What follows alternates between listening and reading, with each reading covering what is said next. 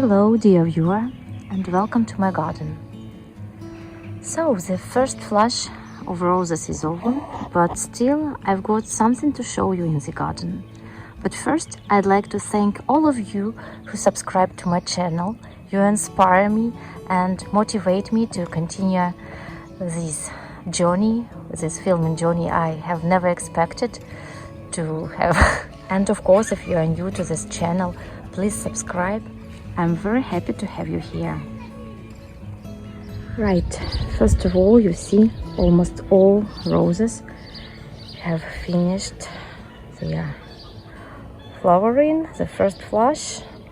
You see some sporadic blooms here and there, but now most of them are having a little rest and recovering.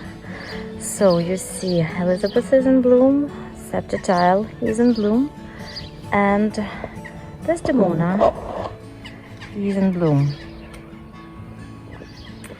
Whereas Gentle Hermione has had its flush and now it is having little rest, growing new leaders. As you see, I have trimmed all of my roses that finished flowering, and I must confess I trimmed them quite severely after they had their first flush. I found it better for my roses. I don't insist that it is correct. I'm just describing the way I do it. So usually after they have finished flowering, I cut all stems that carry flimsy growth and leave only sturdy stems. And these sturdy stems I cut back to 1 or 2 or 3 buds, depends on the stem. And then I feed the roses. Now they are well watered. I watered them and then we had rain. And of course I'm only doing this drastic pruning to roses in the first part of the season. Let's say that after the 15th of July I avoid cutting them very shortly, because I don't want them to grow stems into the late part of the seasons, and these stems possibly will not ripen, and it will make the rose more prone to frost damage and diseases. For example, have a look at this Desdemona. I left only one new stem and I'm waiting for it to grow and develop. It's very nice, it's sturdy, and I trimmed all the flimsy growth that I had,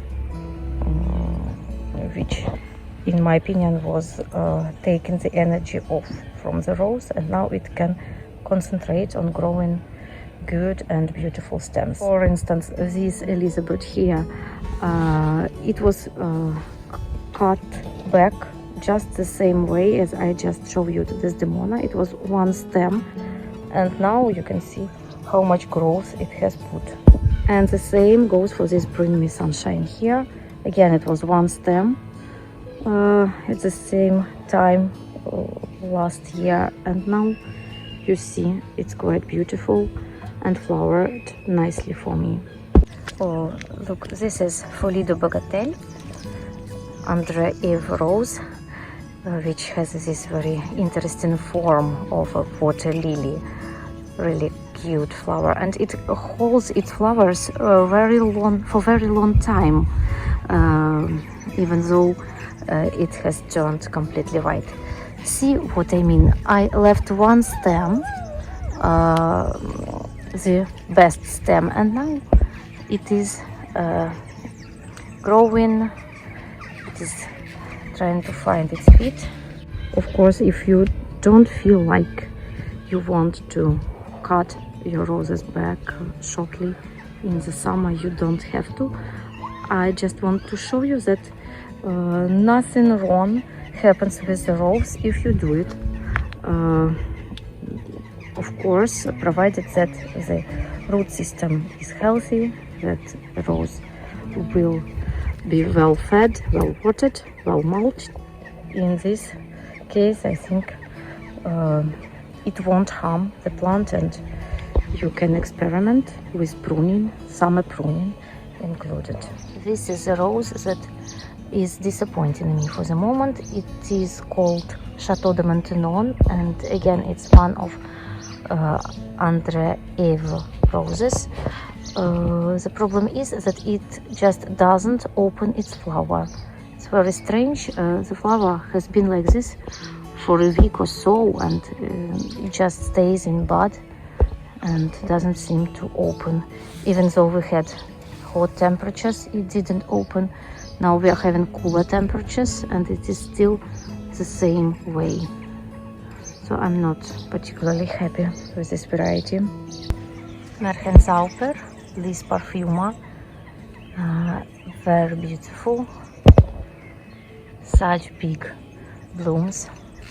And for the moment, I don't know, I've got lots of these black beetles. They are everywhere.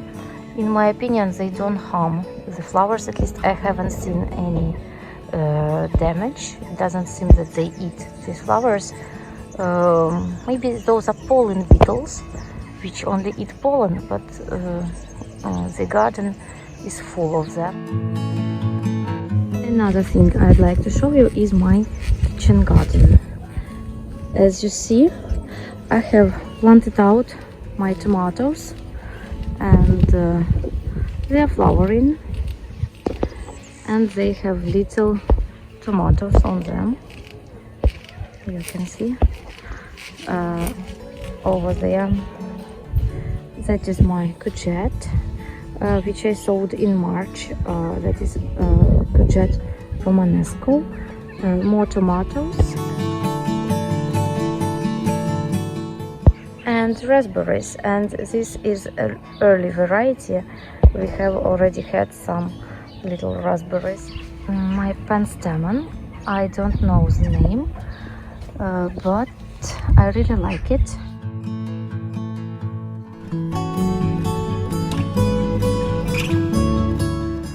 Geranium Silostemon, Bressinum flare.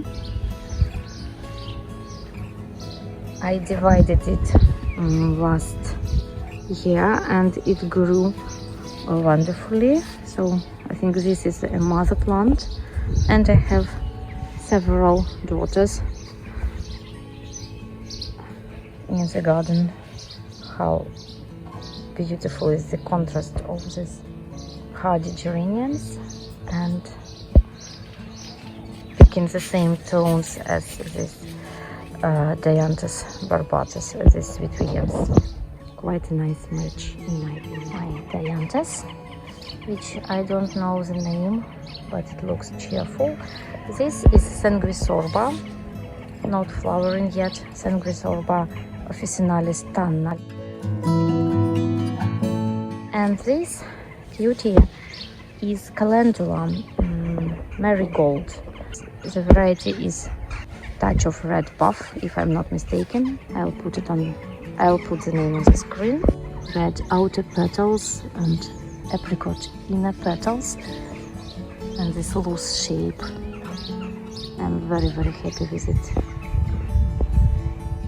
Another Dianthus. This one is called Devon Cream, and really it has most unusual coloring. It is lightest creamy yellow with light pink stripes.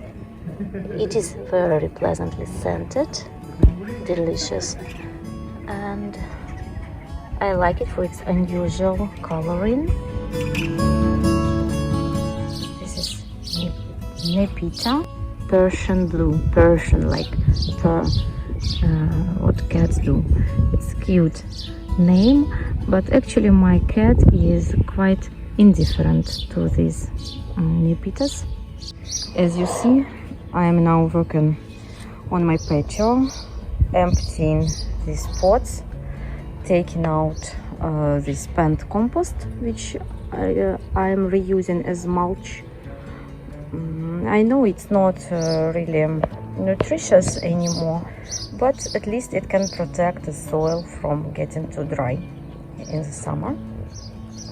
So it's one thing, and I still have these pots to empty and sort the bulbs. I'd like to show you. These are tulip bulbs. It's variety Ronaldo. They are wet because I sprayed them with this Bordeaux liquid. I'm not sure how it's called in English. It's a kind of fungicide, and I sprayed the bulbs, let them dry in my shed, so they hopefully will be protected from any fungal diseases. And of course, after the pots are empty, I will plant out dahlias and cosmos and many of these things waiting here. This is basil, some verbena rigida, some cosmos. I have planted out most of cosmos, but I'm keeping some for my pots. And these are cucumbers and peas, which I'm going to try in pots this year.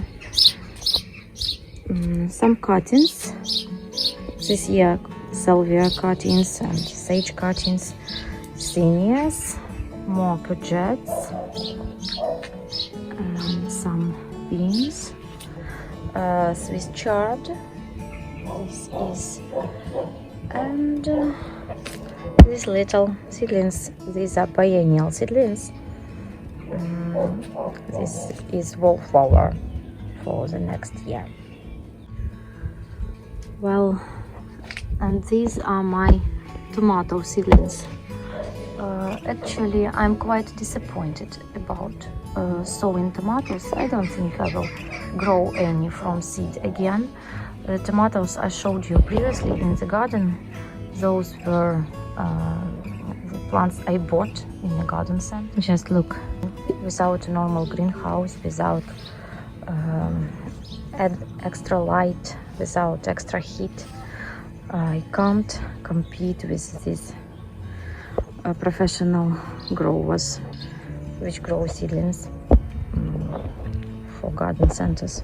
So I'd rather buy ready plants and have my crop. Of course, there are some things that I am going to grow from seeds, like for example sweet peas, which bring me a lot of joy this year, but not tomatoes.